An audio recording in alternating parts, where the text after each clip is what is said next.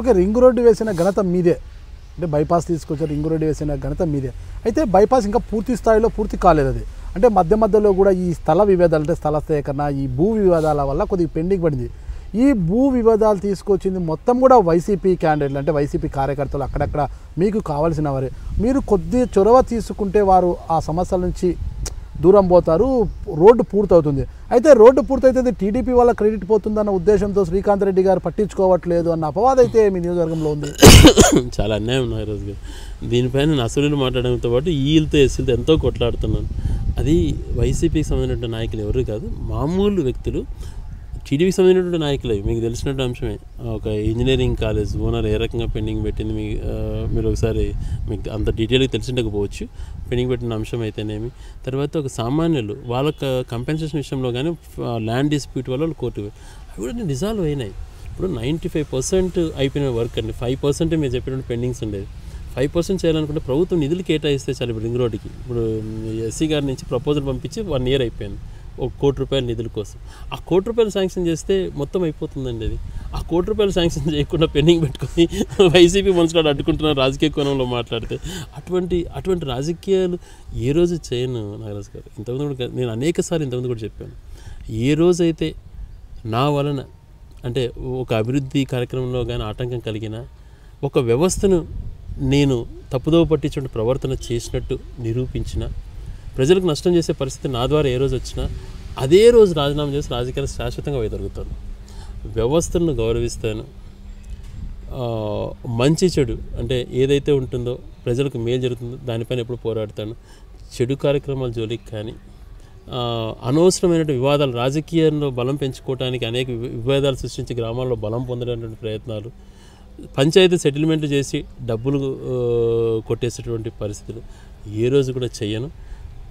Development సంబంధించిన activities నేను చెప్తే జరుగుతుంది అనే పరిస్థితి ఉన్నప్పుడు దాన్ని ఇంకా వినకపోతే కూడా నా మనిషి అయితే దబాయించైనా చేయిస్తాను, కానీ ఎట్టి పరిస్థితులు అడ్డుకునేటువంటి పరిస్థితులు అడ్డుకునేటువంటి దిగజారేటువంటి రాజకీయాలు ఏ రోజు చేయను. నా ఈరోజు ఒకసారి 2009లో మీరు ఎమ్మెల్యేగా గెలిచిన సందర్భంలో తొలి నాళ్ళల్లోనే నాటి ముఖ్యమంత్రి వైఎస్ రాజశేఖర రెడ్డి గారు హెలికాప్టర్ ప్రమాదంలో మృతి చెందడము, అనంతరం కొద్ది కాలం పాటు మీరు కిరణ్ గారి కోటరీలో పనిచేశారు. అంటే కిరణ్ గారి నాయకత్వంలో ఆయన ముఖ్యమంత్రి అయ్యారు, రోషయ్య గారు అయ్యారు, రోషయ్య గారి తర్వాత కిరణ్ గారు అయ్యారు.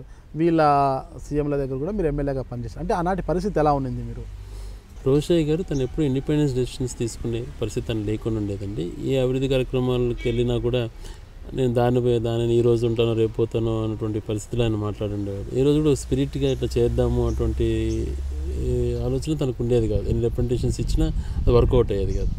ఇంకా రోషయ్య గారు ముఖ్యమంత్రిగా ఉన్నప్పుడే జగన్మోహన్ రెడ్డి గారు ఒకసారి తెలంగాణకి వెళ్ళినప్పుడు తను అడ్డుకోవడం జరిగింది. ఆ రోజు నుంచి జగన్మోహన్ రెడ్డి గారు నిర్ణయించుకున్నారు కాంగ్రెస్ పార్టీ. ఆ రోజు నుంచి నేను దూరంగా ఉన్నాను. కిరణ్ కుమార్ రెడ్డి గారి దగ్గరికి రోజు పోయింది లేదు. ఒక ముఖ్యమంత్రికి అసెంబ్లీలో ఒక్కసారి ఏమో కలిసాను అంతే. తను కూడా ఎంతసేపు నువ్వు గ్రూప్ మారు అటువంటి ఆలోచనతో వాళ్ళు మాట్లాడారు. కానీ ఈ అభివృద్ధి కార్యక్రమాలపైన ఫోకస్ చేసి 101 కంప్లీట్ చేసి త్వరగా రాయచోటికి నీళ్ళు ఇద్దాము, దాని తర్వాత నా నిజవర్గం నీళ్ళు వస్తాయి, దీనిపైన ఫోకస్ చేద్దాం అంటే ఆలోచన తనకు ఈరోజు కూడా కనిపించేది కాదు. ఏవైతే వర్క్ జరిగినా ఎన్ని రాష్ట్రీయ గారి హయాంలో జరిగినట్టువే, కానీ తర్వాత 5 సంవత్సరాలు అసలు పెద్దగా కదిలించకపోవడం దురదృష్టకరం. ఇప్పుడు కొద్ది గొప్ప ఈ కాంట్రాక్ట్లో ఎస్కలేషన్ చేసుకొని మిగిలిన 5-10% కంప్లీట్ చేసి మొత్తం ఏమే చేస్తామని చెప్పుకున్నా తెలుగుదేశం వాళ్ళు చేస్తున్నటువంటి పని. గతంలో రోళ్లమడుగు నుంచి కూడా వీరబల్లి, రామాపురం ఈ ప్రాంతాలకు కూడా పైప్ లైన్లు వేసి నీళ్ళు ఇచ్చారు. అయితే వీరబల్లికి పూర్తి స్థాయిలో వచ్చిన, రామాపురంకి కొద్దిగా పెండింగ్ ఉంది. అయితే వీరబల్లి ప్రస్తుతం రాజంపేట కాన్స్టిట్యూషన్లోకి వెళ్ళిపోయింది. ప్రస్తుతం మీ నియోజకవర్గ పరిధిలో ఉన్న రామాపురం పరిస్థితి ఏమిటంటారు? అది మొత్తం ఫస్ట్ ఫేజ్ కింద 32 కోట్ల టెండర్ పెట్టడం జరిగిందండి. ఆ రోజుల్లో ఫారెస్ట్ క్లియరెన్స్ కోసం స్వయంగా నేనే బెంగళూరుకి అధికారులు తీసి ఫారెస్ట్ క్లియరెన్స్ కోసం కూడా నేనే తిరిగాను.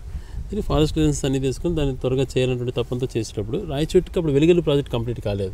రాజశేఖర్ గారిని ఒకటి రిక్వెస్ట్ చేశాం, సార్ కొద్ది గొప్ప నీళ్లు ఈ నుంచి తీసుకుంటాము రాయచోటికి కూడా అని అంటే ఆయన ఒప్పుకున్నారు. అప్పుడు తర్వాత వెలిగల్లి రావడంతో రాయచోటికి ఆ నీళ్ళు అవసరం లేదు. రాయచోటి రూరల్ మండలం అయినటువంటి చిన్నముక్కపల్లి గ్రామానికి ఇప్పుడు పూర్తిగా రోళ్ళమడుగు నీళ్ళు వస్తున్నాయి.